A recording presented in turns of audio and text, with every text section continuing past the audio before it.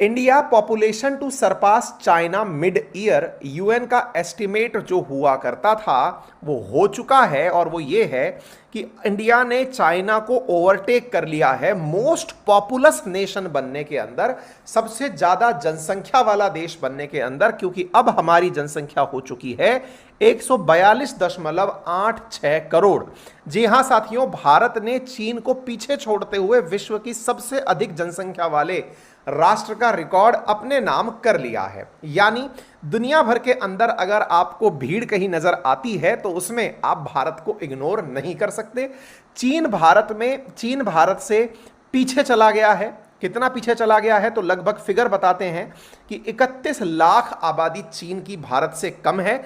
यह जानकारी हाल ही में यूनाइटेड नेशंस के द्वारा जारी की गई है और यूनाइटेड नेशंस के द्वारा अपनी जानकारी के अंदर यह बताया गया है कि 1950 से लेकर अब तक जो प्राप्त आंकड़े हैं उनके आधार पर यह देखा गया है। मेरे प्यारे साथियों, जैसा कि आप जानते हैं कि दुनिया के अंदर पॉपुलेशन ऑलरेडी 8 बिलियन क्रॉस कर चुकी है। नवंबर 2022 के अंदर यूएन ने इसके बारे में अनाउंस किया था और कहा था कि वर्ल्ड की पॉपुलेशन 8 बिलियन का नंबर प्राप्त कर चुकी है।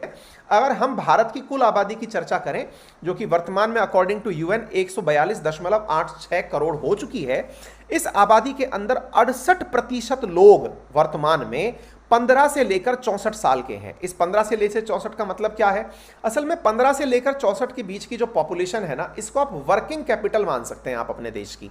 यानी कि एक प्रकार से ये वर्किंग पॉपुलेशन है जो काम पर जाती है, यानी कि ये एम्प्लॉयमेंट के अंदर मतलब पॉजिटिवली पार्टिसिपेट करती है। यानी कि ये सब लोग अगर धंधा पालें तो देश के अंदर निश्चित तरक्की साथ में होगी। अगर हम 0 से लेकर 14 साल के बच्चों की बात करते हैं तो देश के अंदर आबादी उनकी 25% है अकॉर्डिंग टू यूनाइटेड नेशन। और अगर हम बात करते हैं 65 साल से ऊपर के मतलब जो वयस्क हैं या फिर जो सीनियर लोग हैं, उनकी 7% देश के अंदर आबादी है। अब देखिए, इन्हीं फिगर से हमारे सामने पॉजिटिविटी भी आती है और चैलेंजेस भी आते हैं। पॉजिटिविटी सबसे पहली यह आती है कि हमारे पास काम करने वाले लोगों की संख्या जबरदस्त है, लेकिन नेगेटिविटी भी यहीं से आती है कि हमारे पास इतने सारे लोग हैं लेकिन उनके लिए रोजगार नहीं है। माना कि दुनिया में भारत 5वें नंबर की सबसे बड़ी इकोनॉमी है, लेकिन अगर हम देखें प्रति व्यक्ति यानी पर कैपिटा इनकम के हिसाब से तो हम 100 से भी पीछे चले जाते हैं, क्योंकि प्रत्येक व्यक्ति का जो कंट्रीब्यूशन है वो देश को बड़ी अर्थव्यवस्था बनाने में तो है जिससे हम खुश हो लेते हैं, लेकिन प्रति व्यक्ति आय में हम बहुत पीछे पिछड़ जाते हैं। इसी प्रकार के फैक्टर्स को हम कंपेयर भी करने वाले हैं साथियों। इसी प्रकार से अगर हम बात करते हैं चीन की, तो चीन के अंदर 15 से लेकर 64 साल के जो उम्र के लोग हैं उनकी आबादी 69% है। 0 से 14 की आबादी 17% है। 65 साल से ऊपर की आबादी 14% है।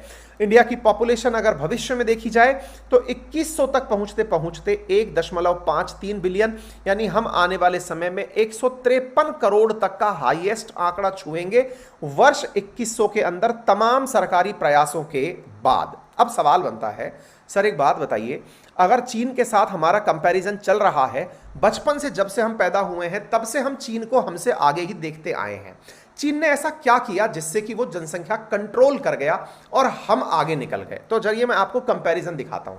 देखिए, भारत और चीन का अगर कंपैरिजन 1800 सदी से लेकर के आते हैं ना, तो भी चीन हमसे ज्यादा पॉपुलस कंट्री था। आप इधर देखिए, ये सारे आंकड़े पर्याप्त हैं बताने के लिए कि चीन में जनसंख्या हमेशा भारत से ज्यादा ही रही। जब हम आजाद हुए तब भी चीन की जनसंख्या हमसे लगभग 15 करोड़ ज्यादा थी। वर्ष 2000 में भारत और चीन की जनसंख्या में लगभग 20 करोड़ का अंतर था, लेकिन 2023 का जब आप आंकड़ा देखते हैं तो आप देखते हैं कि चीन की जनसंख्या भारत से कम दिखाई पड़ रही है। और तो और साथियों, आने वाले समय में वर्ष 2100 तक जिस तरह के भारत में प्रयास चल रहे हैं उन्हें देखा जाए तो साथियों 153 करोड़ जनसंख्या भारत की हो जाएगी और चीन नियंत्रण स्थापित करके 76.6 करोड़ की आबादी तक पहुंच जाएगा। अब बात करते हैं, सर पॉपुलेशन बढ़ने का कोई नुकसान होता है क्या? जी बिल्कुल होता है। क्या नुकसान होता है? चलिए कुछ बातें बताते हैं। जैसे सबसे पहली बात, मेरे प्यारे साथियों, जहां तक हम बात करते हैं भारत के विकास की, तो आप जैसा जानते हैं कि जब हम आजाद हुए थे तब प्रति 1 स्क्वायर किलोमीटर में रहने वाले लोगों की संख्या 120 थी, जो कि आज 2023 में बढ़कर 481 हो गई है। इसके मतलब समझते हैं? इसका मतलब यह हुआ कि लोगों को रहने के लिए जो प्रति स्क्वायर क्षेत्र उपलब्ध था या लोगों को रहने के लिए जो क्षेत्र था अब वो कम हो गया। जोत जो है यानी कि जो फील्ड एरिया है उनकी संख्या में कमी हुई। लोगों की निर्भरता जमीन पर ज्यादा बढ़ गई। आश्रितों की संख्या में वृद्धि हो गई। तो इस प्रकार से देश को ये सीधा सीधा नंबर दिखाई दिया। एक इंग्लिश विद्वान है जिनका नाम है थॉमस माल्थस। उनका कहना है कि जब आबादी बढ़ती है तो आबादी के मुकाबले संसाधनों में उतनी तेजी से वृद्धि नहीं होती, और जब संसाधनों में वृद्धि नहीं होती तो उस चक्कर में बहुत सी आबादी ऐसी है जो भूख के तले दब जाती है या फिर वो माल न्यूट्रिशन का शिकार बन जाती है। मेरे प्यारे साथियों, भारत ने पिछले 73 सालों में 4 गुना आबादी की डेंसिटी इंक्रीज की है। इसके साथ साथ आपको कुछ चीजें इस प्रकार से भी देखनी होंगी सुविधाओं के नाम पर। एक उदाहरण के रूप में अगर हम रेल नेटवर्क की बात करें तो दुनिया का चौथा सबसे बड़ा रेल नेटवर्क इंडिया में है। इसके बावजूद रिजर्वेशन में महीनों की वेटिंग का सामना करना पड़ता है। भारत दुनिया की माना 5वीं सबसे बड़ी अर्थव्यवस्था है, लेकिन प्रति व्यक्ति आय में हम भारत 122वें स्थान पर खड़ा है। इसका मतलब यह हुआ कि हम मिलकर के सब मिलकर जो कमाकर बताते हैं कि दुनिया में भारत 5वीं बड़ी इकोनॉमी बन गया है, ये सुनने में प्राउड जरूर देता है, लेकिन ये प्राउड नेशन प्राइड तो है, लेकिन ये आप लोगों का प्राइड नहीं है। क्यों? क्योंकि इंडिविजुअली प्रति व्यक्ति के हाथ में कुछ नहीं आ रहा है।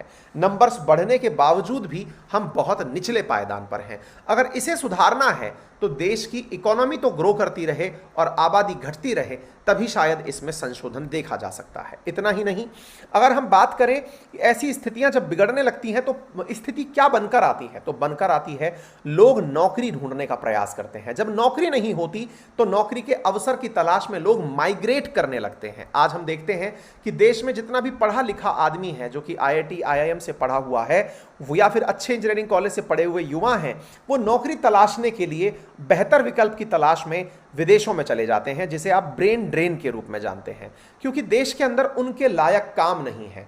ठीक इसी प्रकार से अगर हम देखें, देश के अंदर लगभग 20 करोड़ लोग माइग्रेशन करते हैं।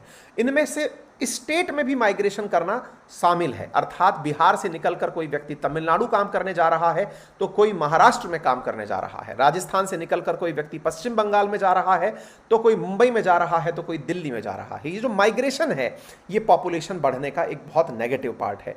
इसी प्रकार से हर साल करीब 25 हजार अरब रुपए की हमारे द्वारा केवल फूड कंज्यूम कर लिया जाता है। इसी वजह से भारत 121 देशों का जो हंगर इंडेक्स निकल कर आता है उसमें हम 107वें नंबर पर आते हैं, क्योंकि हम अपनी पॉपुलेशन के लिए इतना पर्याप्त भोजन अरेंज नहीं कर पाते जिनकी वजह से उन्हें 2 वक्त का न्यूट्रिशन वाला भोजन मिल जाए। अब सवाल बनता है, सर इसके कुछ फायदे भी तो होंगे।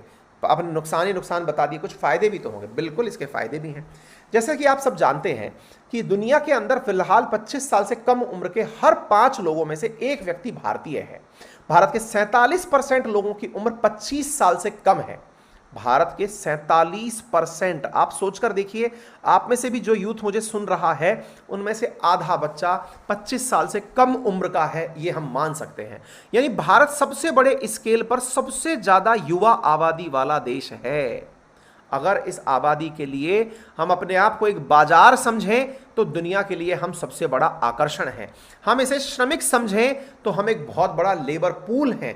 हम बहुत सारी इंडस्ट्रीज लगाने की क्षमता पैदा कर सकते हैं। साथ ही साथ हम इंटेलेक्चुअल प्रॉपर्टीज के अंदर भी भारत की हिस्सेदारी को बढ़ा सकते हैं, क्योंकि इतना यूथ है तभी तो इन्फानाइट पॉसिबिलिटीज की बातें की जा रही हैं। अर्थात हम अपनी जनसंख्या के अगर लाभ पर काम करना शुरू करें, यानी डेमोग्राफी का अगर डिविडेंड की अगर हम बात करें, हम लाभ लेने की बात करें, तो हमारे देश में नौकरियां अगर पैदा हो गई या युवाओं ने सेल्फ एम्प्लॉयमेंट शुरू कर दिया तो देश की तरक्की से कोई नहीं रोक पाएगा। विचार करिए, अगर हमारा ये 47% युवा जो कि 25 साल से कम का है, यदि ये नौकरी लेने वाला नहीं नौकरी देने वाली साइड में आकर खड़ा हो जाए तो आप सोचिए देश का कैसे एक ही चुटकी में कायाकल्प हो जाएगा। आप पूछेंगे कैसे संभव है? हमने कहा अगर 47% में से 25% भी एक तरफ आ जाए और वो कहे कि भैया मैं तो केवल एक दुकान चलाऊंगा, हालांकि ये बात मजे में बहुत ली जाती है कि पकौड़े बेचूंगा, लेकिन कोई सी भी एक शॉप चले या या फिर उसको लगता है कि वो टीचिंग कर सकता है, सर्विस दे सकता है, कोई धंधा शुरू कर सकता है, कुछ मैन्युफैक्चरिंग की यूनिट डाल सकता है, अगर ऐसा कुछ वो एक व्यक्ति का काम भी पैदा कर लेता है एक अन्य व्यक्ति का, तो आप विचार करिए कि हमारी आधी आबादी को अपने आप रोजगार मिल गया और आधी आबादी जो है वो खुद से एंटरप्रेन्योर बन गई। देश में यही काम चीन ने किया। उसने बहुत से लोगों को बहुत सारी पॉलिसीज के माध्यम से लेबर उपलब्ध करवाया, जिसके चलते दुनिया भर की कंपनीज चीन में सस्ते लेबर की तलाश में मैन्युफैक्चरिंग हब बनाने में उसे पहुंच गई थी। ठीक है ना। चलिए, इसके साथ साथ आने वाले समय में एक चीज और आएगी और वो ये है कि हमारे देश की अब महिला सशक्तिकरण की बारी है। महिलाएं जब पढ़ लिख जाएंगी, बड़ी संख्या के अंदर आजकल महिलाएं, बच्चियां जो हैं वो विभिन्न परीक्षाओं के अंदर टॉप करती हुई दिखती हैं। बोर्ड के रिजल्ट्स को देख लें या कॉलेज के रिजल्ट्स को देख लें, वहां टॉपर्स में बच्चियों की संख्या आती है। इस वजह से महिलाओं का भी अब जो जॉब के प्रति रुझान बढ़ेगा, और अगर महिलाएं जॉब के प्रति आकर्षित होती हैं तो एक बार के लिए तो जॉब के अंदर कमी देखी जाएगी, लेकिन इसके सकारात्मक फायदे ये होंगे क्योंकि चीन के अंदर 69% महिलाएं जॉब करती हैं, जिस कारण से महिला और पुरुष एक बच्चे को ही अपने जीवन काल में पालने की प्रेफरेंस रखते हैं। यदि महिलाएं भी जॉब पर जाना शुरू होंगी तो स्वतः ही संभव है कि आने वाले समय में जनसंख्या पर नियंत्रण स्थापित हो जाएगा। इसका मतलब यह हुआ कि भारत के अगर सकारात्मक फायदे हैं, नकारात्मक चीजें हैं भारत के साथ जनसंख्या की, तो कुछ सकारात्मक पहलू भी साथ में आते हैं। और तो और संभव है कि Bharat United nation security council में भी अपनी दावेदारी स्थायी परिषद के लिए कर दे, क्योंकि उसके पास अब दुनिया की इतनी पॉपुलेशन है जिसके भविष्य के निर्धारण के लिए उसे स्थायी सीट मिलना मतलब सर्वोपरि है और सबसे इंपॉर्टेंट चीज होनी चाहिए। आप पूछेंगे क्या इस बात के बाद में चीन का क्या कहना है, तो उनका कहना है कि चाइना आफ्टर इंडिया है, कोई बात नहीं, लेकिन हमारे पास टैलेंटेड डिविडेंड है। अजी साहब, इंडिया में भी बहुत टैलेंटेड डिविडेंड है और आने वाले समय में ये टैलेंटेड डिविडेंड जबरदस्त काम भी करेगा। क्यों करेगा? क्योंकि अब इसको अवेयरनेस आ गई है, और इसको अवेयरनेस इस बात की आ गई है कि आने वाले समय में किस प्रकार से भारत को महान बनाना है। मेरे प्यारे साथियों, यदि आप लोगों को आज का यह सेशन पसंद आया, जिसमें हमने सभी पहलुओं को, पक्ष को, विपक्ष को, ग्रोथ को, नेगेटिव को, पॉजिटिव को, तथ्यात्मक जानकारी को साझा किया है, तो आपसे गुजारिश है कि सेशन के अंदर वीडियो के राइट हैंड कॉर्नर में नीचे की तरफ एक सब्सक्राइब का बटन दिया हुआ है, जिसे जाकर आप क्लिक कर दें, जिसका कोई चार्ज नहीं लगेगा।